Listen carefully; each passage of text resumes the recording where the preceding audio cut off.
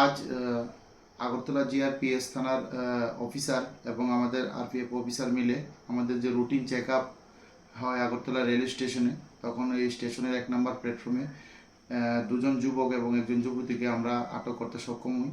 তাদের নাম যথাক্রমে সুজিত মজুমদার, তার বাড়ি এডিনগর থানার অন্দরে; আরেকজনের নাম শ্যামল দাস, তার বাড়ি তিলেমরা থানার অন্দরে সাউথ পুলিনপুর; আরেকজনের মহিলার নাম হলো সীতা দেবী, ওনার বাড়ি বর্ধমান ডিস্ট্রিক্টে ওয়েস্ট বেঙ্গল।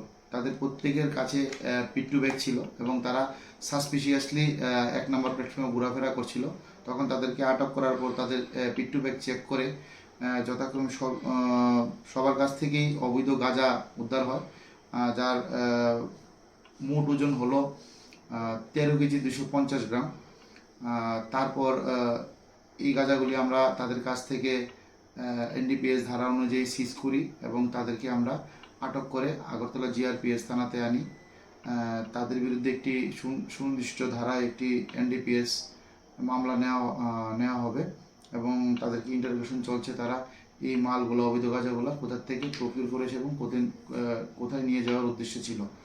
এই গাঁজাগুলোর বর্তমান কালোবাজারি মূল্য হবে প্রায় 2 লক্ষ টাকা।